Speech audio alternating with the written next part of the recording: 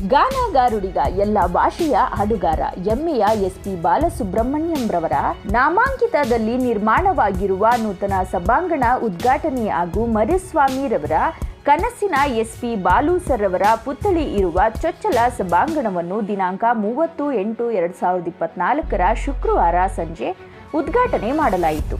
ಇದೇ ಸಂದರ್ಭದಲ್ಲಿ ಮುಖ್ಯ ಅತಿಥಿಗಳಾಗಿ ಉಸ್ತಾದ್ ಬಿಸ್ಮಿಲ್ಲಾ ಖಾನ್ ಯುವ ಪುರಸ್ಕಾರ ಪಡೆದ ಕರ್ನಾಟಕ ಕೀರ್ತಿಯ ಡ್ರಮ್ಮರ್ ಶ್ರೀ BS ಅರುಣ್ ಕುಮಾರ್ ರವರು, ಸಂಗೀತ ನಿರ್ದೇಶಕರಾದ BV ಶ್ರೀನಿವಾಸ್ ರವರು, ಸಾಹಿತಿ ಮತ್ತು ಗಾಯಕರಾದ ಶ್ರೀ ಗೋಪಿರವರು, ಮೋಹನ್ ಕೃಷ್ಣ, ಮಂಗಳ ರವಿ ಹಾಗೂ ಇನ್ನು ಅನೇಕ ಗಾಯಕ ಗಾಯಕಿಯರು ಹಾಗೂ ಕಲಾವಿದರು ಪಾಲ್ಗೊಂಡು ವಿಶೇಷವಾಗಿ ಎಸ್ಪಿ ಬಾಲು ಸರ್ ಅವರ ಅಭಿಮಾನಿ ಗಾಯಕ ಗಾಯಕಿಯರ ತಂಡದಿಂದ ಲೈವ್ ಮ್ಯೂಸಿಕ್ನ ಸಂಗೀತದಿಂದ ಎಸ್ಪಿ ಬಾಲಸುಬ್ರಹ್ಮಣ್ಯಂ ರವರಿಗೆ ಗೌರವ ಸಮರ್ಪಣೆ ಮಾಡಲಾಯಿತು.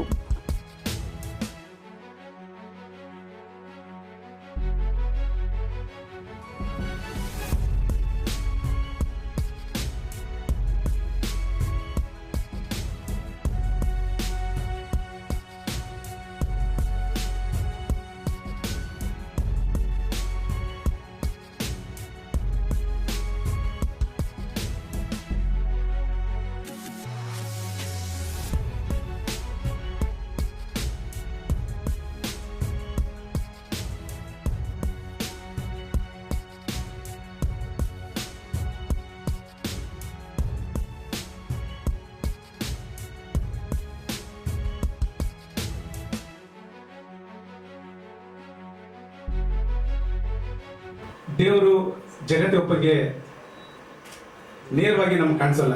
ತಂದೆ ತಾಯಿ ರೂಪದಲ್ಲಿ, ಅಣ್ಣ ತಂಗಿ ರೂಪದಲ್ಲಿ, ಅಣ್ಣ ತಮ್ಮನ ರೂಪದಲ್ಲಿ ಕಾಣಿಸ್ಕೊಳ್ತಾರೆ. ನಮ್ಮ ಕಲಾವಿದರಿಗೆ ದೇವರು ನಮ್ಮ SP ಸರ್ನ ದೇವರು ಅವ್ರ ರೂಪದಲ್ಲಿ ನಮ್ಮನ್ನ ಕಳಿಸ್ಕೊಟ್ಟು ಇವತ್ತು ಮಾಡಿದ್ದಾರೆ. ನಮ್ಮ ಕಲಾವಿದರು ಅವ್ರ ಹೆಸರುಕೊಂಡು ಎಷ್ಟೋ ಕಲಾವಿದರು ನಾವು ಅನ್ನ ತಿಂತೀವಿ, ಅವ್ರ ಹಾಡು ಹೇಳಿ ನಾವು ಸಂಪಾದನೆಗಳು ಮಾಡ್ತಾ ಇದೀವಿ. ಎಷ್ಟೋ ಕಲಾವಿದರು ಬೆನ್ ತಟ್ಟಿಸ್ಕೋತೀವಿ, ಸಭಾಷ್ಕಿರಿ ಪಡ್ಕೋತೀವಿ. ನಾವು ಕಲಾವಿದರು ನಾವು ಅವ್ರಿಗೆ ಏನು ಮಾಡಿದ್ದೀವಿ? ಇವತ್ತಿನ ದಿನ ನಾವು ದೇವ್ರ ನೆನೆಸ್ಕೊಂಡೆ ದೇವ್ರು ಬೇಕು ಅಂದರೆ ನಾವು ದೇವರೇ ಒಳ್ಳೇದು ಮಾಡಪ್ಪ ಅಂತ ಕೇಳ್ತೀವಿ. ಆದರೆ ಆ ದೇವಸ್ಥಾನಕ್ಕೆ ಹೋದಾಗ ಆ ಒಂದು ಸಿಕ್ಕೋ ನೆಮ್ಮದಿ ಭಕ್ತನಿಗೆ ನಾವು ನೆನೆಸ್ಕೊಳಕ್ಕೆ ಸಿಗಲ್ಲ. ಅದೇ ರೀತಿ ನಮ್ಮ SP ಸರ್ಗೂ ಒಂದು ದೇವಸ್ಥಾನ ಮಾಡಬೇಕು ಅಂತ ನಮ್ಮ ಕಲಾವಿದರು ಅವ್ರು ನಂಬಿಸ್ಬೇಕು ಅನ್ನೋ ಆ ದೇವಸ್ಥಾನದ ಒಂದು ಪರಿಕಲ್ಪನೆನೇ ನನ್ನ ಇದು SP ಸಭಾಂಗಣ.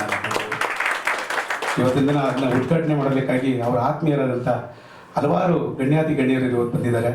ಆ ಒಂದು ಸುಂದರ ಕ್ಷಣಕ್ಕಾಗಿ ಮತ್ತೊಮ್ಮೆ ಎಲ್ಲ ಗಣ್ಯರಿಗೆ ಸ್ವಾಗತವನ್ನು ಕುರಿತಾ ಮಹಾನುಭಾವರ ಒಂದು ಪುತ್ಥಳಿಯನ್ನು ಇವರು ಮರಿಸ್ವಾಮಿಗಳು ಬಂದು ಮಾಡಿದ್ದಾರೆ. ಇವರು ಮರಿಸ್ವಾಮಿ ಅಲ್ಲ, ಅದು ಚಿಕ್ಕದಾಗಿ ಮರಿಸ್ವಾಮಿ ಅಂತಾರನೇ ಇದೆ ಅಂತಲ್ಲ, ಅದು ಮಹಾ ದೊಡ್ಡ ವ್ಯಕ್ತಿ.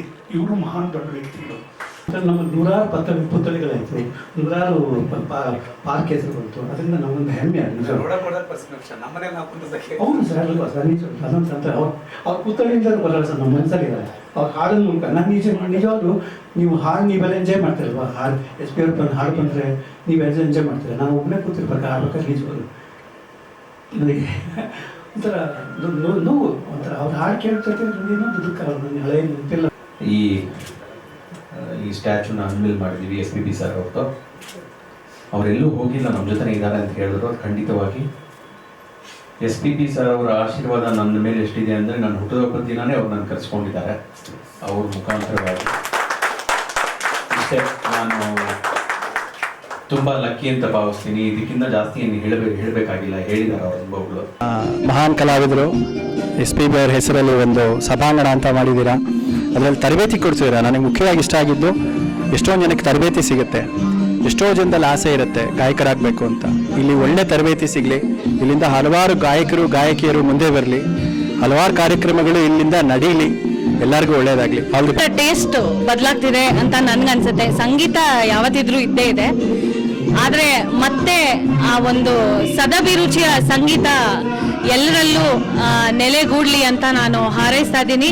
ಇಂಥ ಹಲವಾರು ತರಬೇತಿ ಕೇಂದ್ರಗಳು ಅಲ್ಲಿ ಒಳ್ಳೆಯ ಸಂಗೀತ ಹೇಳ್ಕೊಡೋರನ್ನ ನೇಮಕ ಮಾಡಿ ಮಕ್ಕಳಲ್ಲಿ ಇನ್ನಷ್ಟು ಹೆಚ್ಚು ಸಂಗೀತದ ಬಗ್ಗೆ, ಒಳ್ಳೆಯ ಸಂಗೀತ ಬಗೆಗಿನ ಅಭಿರುಚಿಯನ್ನ ಹೆಚ್ಚಿಸಿ ಆ ಮೂಲಕ ಸಂಗೀತವನ್ನ ಜೀವಂತವಾಗಿ ಇಡಬಹುದು. ಸಂಗೀತಕ್ಕೆ ಏನೂ ಆಗಿಲ್ಲ, ಕೇಳುಗರ ಮನಸ್ಸುಗಳು ಬದಲಾಗಬೇಕಷ್ಟೇ.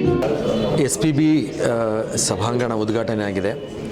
ಈಗಿನ ಒಂದು ಸನ್ನಿವೇಶಕ್ಕೆ ಈ ಸಭಾಂಗಣ ಬೇಕಿತ್ತು. ಯಾಕಂದರೆ ಎಲ್ಲ ರೀತಿಯ ಜನಗಳಿರ್ತಾರೆ. ಅಂದರೆ ಉದಾಹರಣೆಗೆ ಸ್ಥಿತಿವಂತರು ಹಾಗೂ ಚಿಕ್ಕವರು ಎಲ್ಲರೂ ಇರ್ತಾರೆ. ಅವರೆಲ್ಲರಿಗೂ ದೊಡ್ಡವರಾದರೆ, ಹಣ ಇರೋದಾದರೆ ದೊಡ್ಡ ದೊಡ್ಡ ಸಭಾಂಗಣಗಳಲ್ಲಿ ಕಾರ್ಯಕ್ರಮ ಮಾಡ್ತಾರೆ.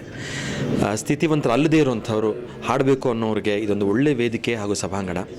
ಮರಿಸ್ವಾಮಿರವರು ರಕ್ಷಣಾ ವೇದಿಕೆಯಲ್ಲಿ ಗುರುಸ್ಕೊಂಡಿದ್ದಾರೆ, ರಾಜಕೀಯದಲ್ಲಿ ಗುರುಸ್ಕೊಂಡಿದ್ದಾರೆ. ಜೊತೆಗೆ ವಾದ್ಯಗೋಷ್ಠಿಗಳನ್ನು ಆಯೋಜನೆ ಮಾಡಿ ಬಹಳಷ್ಟು ಹೆಸರು ಮಾಡಿದ್ದಾರೆ. ಅವರ ಸಾರಥ್ಯದಲ್ಲಿ ಗಾನಗಂಧರ್ವ SPB ಅವರ ಸಭಾಂಗಣ ಉದ್ಘಾಟನೆ ಆಗಿದೆ. ಎಲ್ಲರೂ ಮುಂದೆ ಉಪಯೋಗಿಸ್ಕೊಳ್ಳಿ. SPB ಅಂದರೆ ಅವರ ಶಕ್ತಿ, ಅವರ ಹಾಡುಗಳನ್ನು ನಾವು ಹಾಡಿಕೊಂಡು, ನನ್ನಂಥ ಸಹಸ್ರಾರು ಜನ ಹಾಡನ್ನು ಹಾಡಿಕೊಂಡು ಜೀವನ ಮಾಡ್ತಿದ್ದೇವೆ. ಅವರು ನಮ್ಮ ಜೊತೆ ಇಲ್ಲ ಅಂತಲೇ ಇಲ್ಲ, ಅವರ ಹಾಡುಗಳು ನಮ್ಮ ಜೊತೆ ಇದ್ದಾರೆ. SPB ಅವರ ಬನ್ನಿ ಈ ಒಂದು ವೇದಿಕೆಯನ್ನು ಸಭಾಂಗಣದ ಉಪಯೋಗಿಸ್ಕೊಳ್ಳಿ ಅಂತ ತಮ್ಮೆಲ್ಲರಿಗೂ ಹೇಳ್ತೇನೆ.